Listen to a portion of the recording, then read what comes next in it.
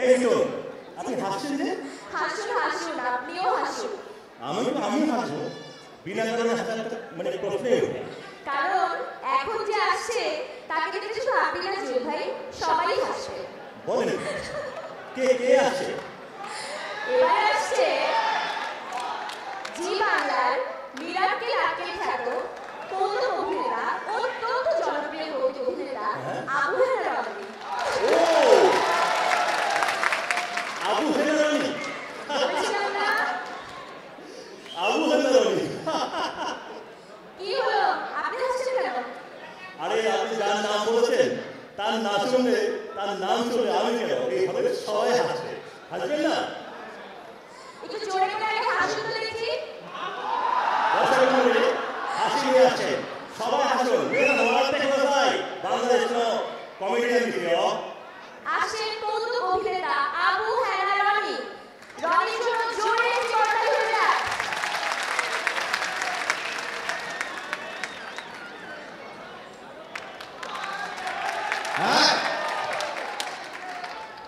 गैंगी जिसका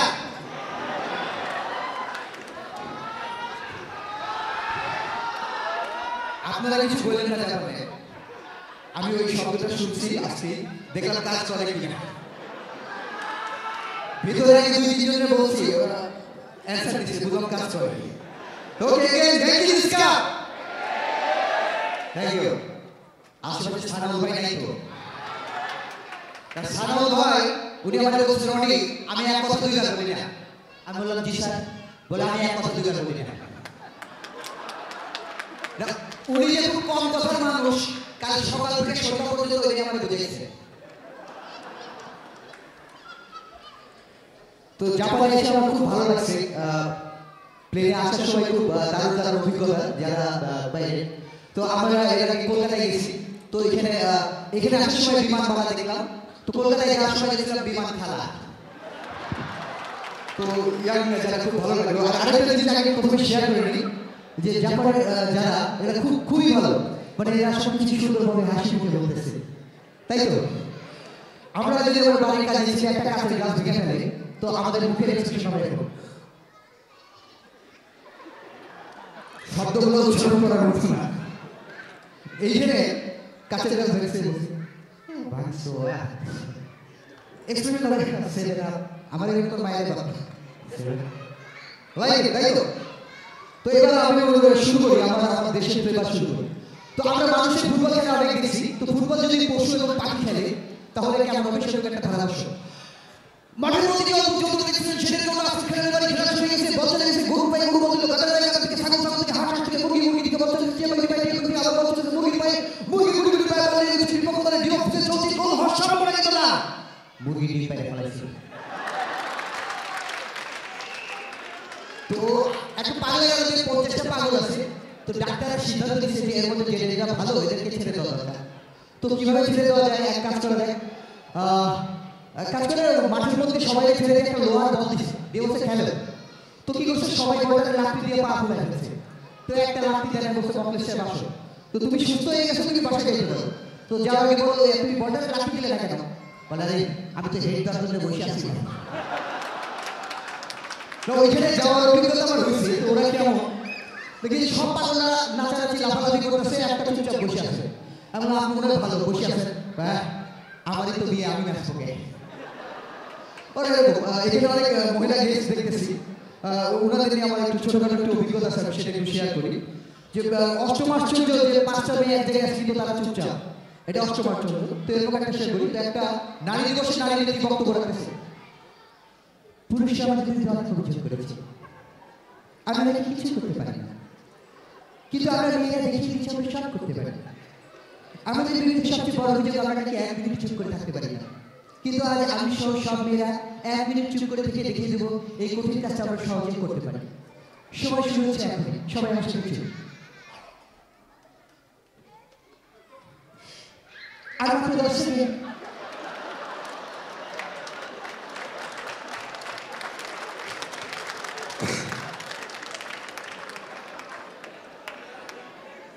তো একটা লোক আমাদের দেশে, এক লোক তো নোয়াখালীর যে বরিশালের একজন, বরিশালের ওখানে কোনো ট্রেন লাইন নাই, তো প্রথমে ট্রেনে উঠছে, তো ট্রেনের তো বলছে আরে বাপরে বাপ, কোন হাতি দাঁড়ানোর জায়গা নাই, কোন হাল করতে পারে একটা আলমারি তুলছে, বুঝছে ভাই এটা আলমারি না টয়লেট।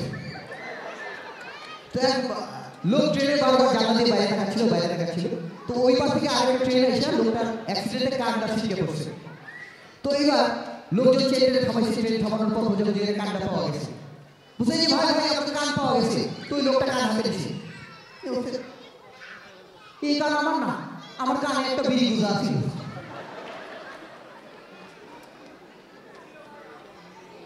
তো আমরা দেখা যায় যে কেমন আমরা হচ্ছে ইয়াং পিপল এবং বাচ্চা ছেলেরা কেমন বলি, তো আমি সবাই যারা আছে যাদের বিয়ে হয়নি তাদের একটা ছোট্ট উদাহরণ দিই। তার আগে শেয়ার করি যে বরিশালের কেউ আছে এখানে, বরিশালের লোকের অনেক বুদ্ধি, সেটা নিয়ে আমি একটা গল্প শেয়ার করি। 3 বন্ধু, বরিশাল, নোয়াখালী আর চাঁপাইনবাবগঞ্জ, রাজশাহী, 3 বন্ধু পাসপোর্ট ভিসা ছাড়া ইন্ডিয়ায় ঢুকে পড়ছে।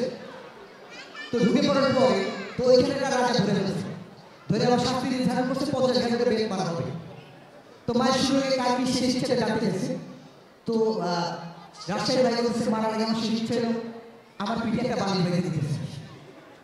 তো ওই দেশের রাজা যে এই ইচ্ছা হতে পারে, বইয়ের সাথে কথা বলতে চাই, মার সাথে কথা বলতে হতে পারত। তো এবার ঠিক আছে বালি শুরু করো। তো জল্লাদ বালি শুরু করছে, 20টা বালি দিয়ে বালিশ ফেটে গেছে, বাকি 30টা দিয়ে পিঠ জ্বালায় দিচ্ছে। তো এবার নোয়াখালী বাড়ি বলছে তোমার মারার আগে শেষ ইচ্ছা কে, আমার মারার আগে আমার শেষ ইচ্ছা হলো আমার পিঠে 2টা বালি বেঁধে দিতেছে।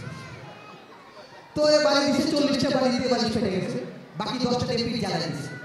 এবার লাস্ট বরিশালের বাড়ি বলছে তোমার মারার আগে শেষ ইচ্ছা কে, আমার মারার আগে শেষ ইচ্ছা হলো আমার মারার আগে আমার পিঠে 2টা বেঁধে দিতেছে।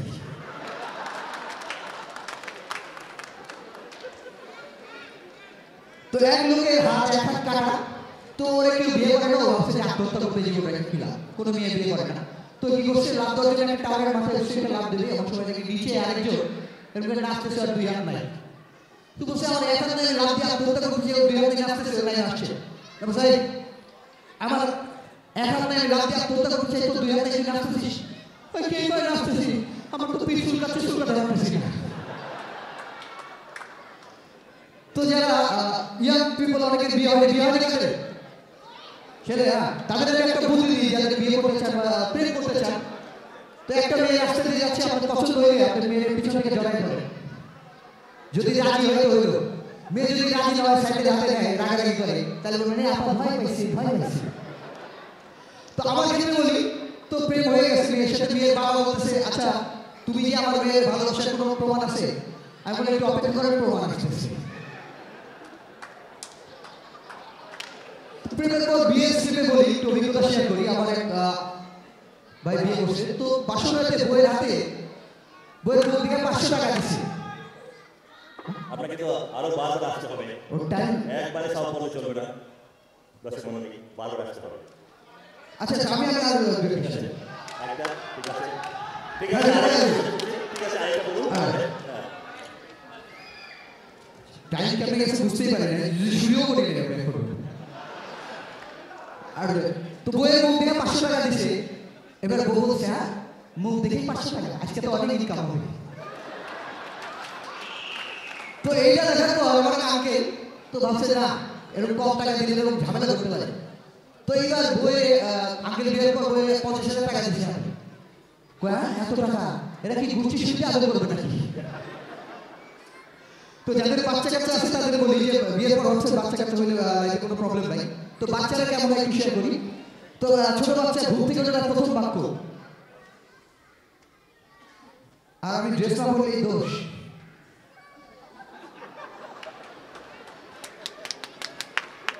আচ্ছা টাইম অনেক শর্ট, আমি এরপরের বার চেষ্টা করবো যে এক্সট্রা কথা না বলে শর্ট করার জন্য, ঠিক আছে? ওকে দুলা ভাই আপনি আবার আসছেন, রনি আবার আসছেন, কৌতুক বারবার আসছেন, আর ইমানো কমেডিয়ানরা মাতা নানকাকে হিমাতন দেয় দেখি রেসপন্ডিং আসবো।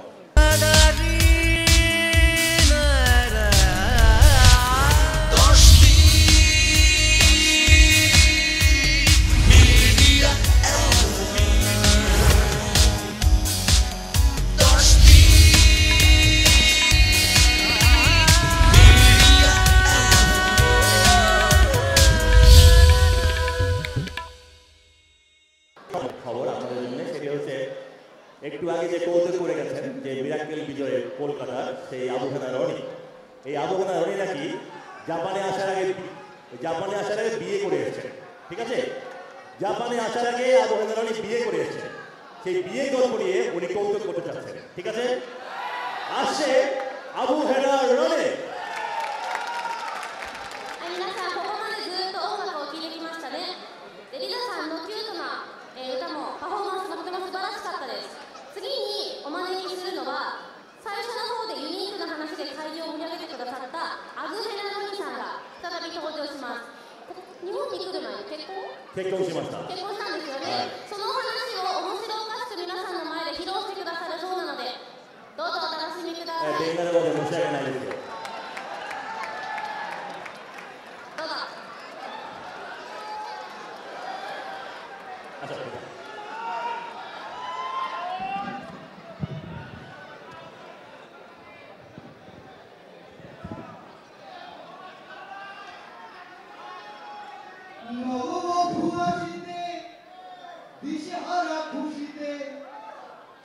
নায়ার ভবে বুঝিকে আদরের বউ হায় সোহাগী বউ আরে ও লক্ষ্মী বউ হায় আদরের বউ আরে ও লক্ষ্মী বউ মাশাআল্লাহ বিয়ার কাছে খাইটা করলাম আশেপাশে সানাউল ভাই নাই তো সানাউল ভাইরে বিয়ার দাওয়াত দিছিলাম উনি আসে নাই গিফট দেওয়ার ভয়ে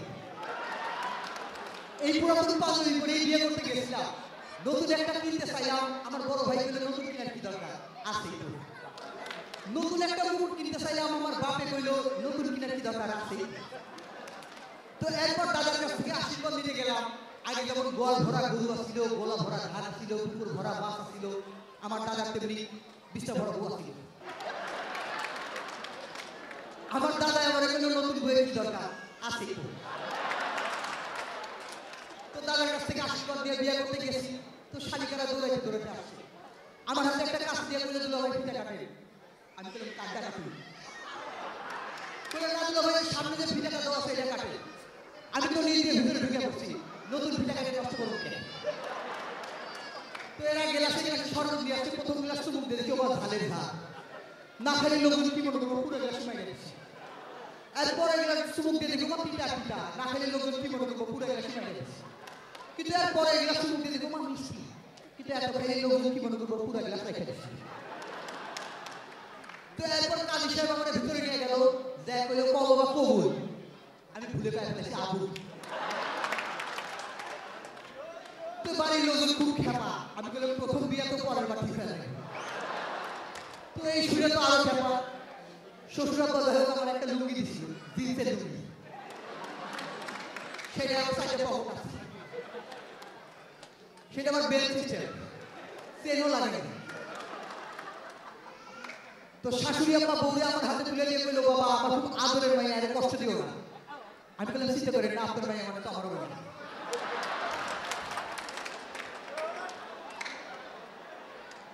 শাশুড়ি আম্মা আমার এক শিশি আতরের বোতল দিছিল আমি তো তেল মনে করে মুড়ি দিয়ে বাগায় খাই ফেলেছি তো শালিকা আমার হাতে রুমাল দিয়ে বলে দুলা ভাই আমার কিন্তু ভুলে যায় না আমি বললাম চিন্তা করেন আমার বউরে ভুলতে পারি কিন্তু তোমার তো এই কথা শোনার পর বউ সারা রাস্তা বসে কথা কয় তো বাসর ঘরে ঢোকার পর বউ এসে আমার পায়ে হাতে সালাম করলো আমি ভাবলাম আমারও একটা দায়িত্ব আছে আমি বউকে পায়ে হাতে সালাম করলাম বউ বললাম তোমার বাড়িতে এসে খুব খুশি হয়ে যাবো সালের ফাঁক দিয়ে সামনে আলো আসতেছে আমি বললাম চিন্তা করো না বৃষ্টি হলে পানিও করো তারপরে ঠিক বুঝে উঠতে পারতেছিলাম না রাত গভীর চলে আসলে কিভাবে কি শুরু করা শেষ পর্যন্ত বউরে বললাম শোনো আমার বাপের বাড়ি থেকে তোমার যারা দিচ্ছে সমস্যা করে খেয়ে বউ বললো সে তো কাপড় সুপুর ছাড়া কিছুই দেয় না আমি তো কথা বলতেছি তারপর বাকি রাত কেমনে কাটলো সেটা আপনাদের না কই আগে যদি জানতাম বিয়েতে এত মজা বাপের একটা কাছে আমার আর আমার বউয়ের জন্য দোয়া করবেন আসসালামু আলাইকুম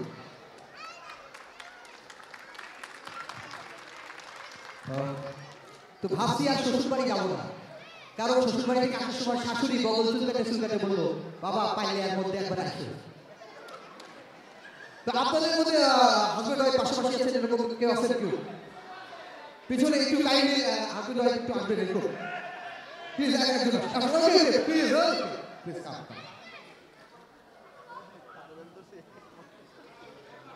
ওকে থ্যাংক ইউ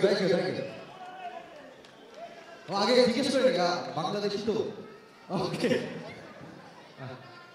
ওকে আপনার নাম আল ইসলাম নাম জিজ্ঞেস করে না তো বাংলাদেশে একজন বলছে নাম কি বলে আমার নাম সাজু বলে এভাবে কথা বলতেছেন কেন বলে আমি নাচ শিখবো তো বলে কানের উপর একটা দিই বললো মানেন কেন বলে মাস্টার হবো তো এবং আপনার বাড়ি কোথায় আমার বাড়ি টাঙ্গাইল। টাঙ্গাইল আচ্ছা টাঙ্গাইল শিওর হয়নি টাঙ্গাইল বানান করেন বাংলায় নাই দিন বাংলাতে কয়েকটা উড়িষ্যা কয়েকটা জেনে নিলাম শিওর ওনার টাঙ্গাইল কেন বলি তো একদিন হেরে বলছে আপনার বাড়ি কোথায় বলে ব্রাহ্মণবাড়ি আমি বললাম ব্রাহ্মণবাড়ি বানান করেন বলে আমি এখন ঢাকায় থাকি আমি বাড়ি কোথায় পাঁচ বিবি আছে এটা জিজ্ঞেস করুন পাঁচ বিবি কিসের জন্য বিখ্যাত এরকম কিছু সবজির জন্য বিখ্যাত খুব ভালো তো কেন জেনে নিলাম আমার এক ভাইয়ের বিয়ে করতে গেছি তো ভাবি দেখছি তো ভাবিকে বললাম আপনার এলাকা কিসের জন্য বিখ্যাত তো মেয়ের বাবা বলছে বিখ্যাত প্রাণী তো দেখতে আসছে আচ্ছা আপনার মানে আপনাকে তো ভাই বিয়ে করলো আপনি কি আসলে কি দেখে বিয়ে করলেন ভাই আপনি কি দেখে আপনি ওনাকে পছন্দ করে বিয়ে করলেন ওনাকে দেখে বিয়ে করেছি। আমি এক ভাইরে বলছি যে ভাই আপনি ভাবিরে কি দেখে বিয়ে করলেন তো স্যার দেখার জন্যই তো বিয়ে করছি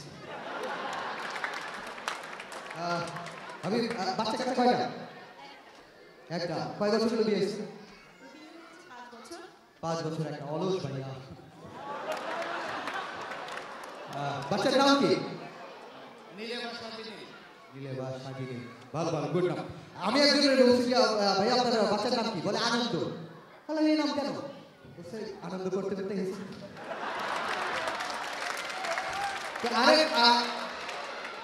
আরেকজন আন্টি উনার নাতিরে আদর করতেছে বলে ডিগ্রি শোনা আপনার নাতিরে এই নাম কেন বলছে আমার মেয়ে ডিগ্রি আনতে গেছিল তো এদের নিয়ে আসছে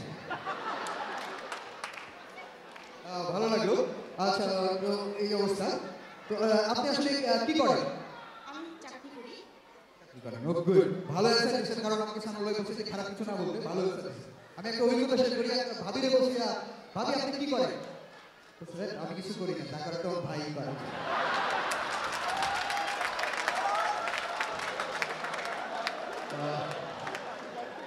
ওকে না আমি আর কিছু বলতে চাই না কারণ আমার টাইম শর্ট খুব ভালো লাগে থ্যাংক ইউ আপনার আসার জন্য ওকে ভাবি ওকে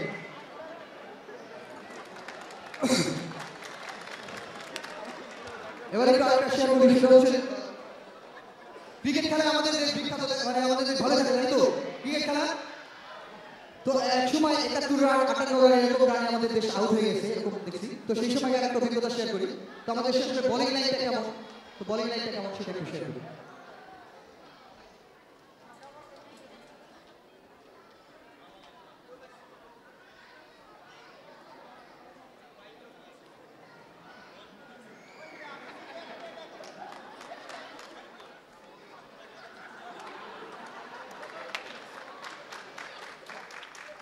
বোলিং এর অবস্থা বা ফিল্ডিং এ ভালো তাই তো তো ফিল্ডিং করতেছে দেখেন ফিল্ডিং এর কি অবস্থা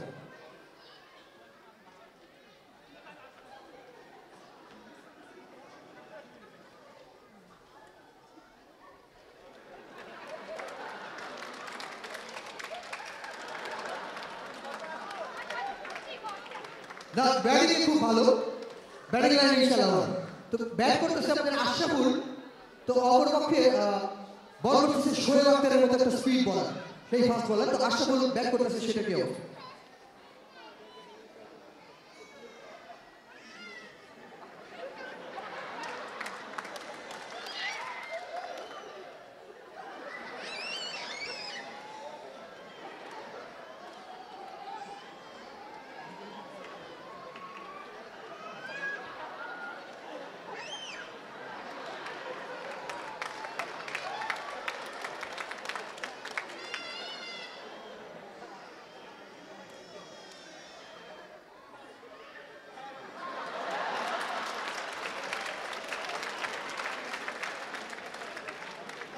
তো হাজবেন্ড ওয়াইফ আসছিল, ওটা নিয়ে আমার একটা অভিজ্ঞতা শেয়ার করি। তো হাজবেন্ড মুমূর্ষ অবস্থায়, তো এইবার ওয়াইফে বলছে, শোনো আমি তো মারা যাচ্ছি, মারা যাওয়ার আগে কিছু বলবা যে তুমি অন্য কয়টা পুরুষের সাথে সম্পর্ক করছিলাম, মরে যাওয়ার আগে শুধু এই শর্ত না। তো স্ত্রী বলতেছে, শোনো আমি যতবার অন্য পুরুষের সাথে এরকম সম্পর্ক করছি ততবার কোটার মধ্যে একটা করে চাউল রাখছি। ঠিক আছে নিয়ে আসো। তো স্ত্রী নিয়ে আসছে, তো স্বামী হাতে দিচ্ছে, হাজবেন্ড খুশি, হ্যাঁ শুধুমাত্র 4-5টা, খুব খুশি হয়েছি, কিন্তু সাথে 200 টাকা আসছে, কালকে 4 কেজি চাল বিক্রি করছি। তো আমি বাচ্চাদের অভিজ্ঞতা শেয়ার করতেছিলাম যে বাচ্চা ইয়াং পিপল এবং বুড়া এরা কেমন হয়। তো বাচ্চারা কেমন হয় শেয়ার করি। তো এক বাবা বাচ্চারা নিয়ে বেরোচ্ছে, সামনে একটা প্রেগনেন্ট মহিলাকে বাচ্চা বলছে, আব্বা এই মেয়ের পেটের রোগ খোলা কেন? বলছে বাবা একটু সব জানে। বলছে না আব্বা জানি মেয়ের পেটের রোগ খোলা কেন? তো বাবা তো বলবে না, বলছে মেয়ের পেটে পানি জমছে। ওকে আব্বা তাই তো পেটের বাচ্চা পানি দিবে বলবি। তো এইগুলো বাচ্চা, তো একটা হাসপাতালে একটা নার্স বাচ্চা শ্বাসকষ্ট ট্রিটমেন্ট করতেছে। বলছে বাবা জোরে জোরে শ্বাস নাও তো। কেমন লাগতেছে বাবা? জটিল বডিস লাগেছে না পা। তো এগুলো বাচ্চারা ইয়াং জেনারেশন যারা, তাদের কি অবস্থা বলি, তো ওদের প্যান্টটা শার্টের মাঝখানে দেখবেন একটুখানি গ্যাপ থাকে, এটাকে বলে জেনারেশন গ্যাপ। তো এক মহিলা হাজবেন্ডের জন্য কেনাকাটা করতে গেছে। তো দোকানে আমার মতো একটা ছেলে বসেছিল, বলছে ভাই 8,000 টাকা তো। কি বলেন আপা, আজকে তো পড়ে আসে। তো আরেক মহিলা হাজবেন্ডের জন্য কেনাকাটা করতে গেছে, তো দর্জির দোকানে বলছে এক কাজ করে না, আমার হাজবেন্ডের প্যান্টে বোতাম লাগাই দিয়ে চেন দিয়ে না। বলছে কেন, চেন সিস্টেমই তো ভালো, বোতাম কেন? বলছে ওই হাজবেন্ড সেদিন জ্যাকেটের চেন লাগাতে যা টাই একটা ঝামেছিল। ওকে টাইম ইজ ওভার, ওকে আবার দেখা হবে কোনো একদিন, সবাই ভালো থাকবেন।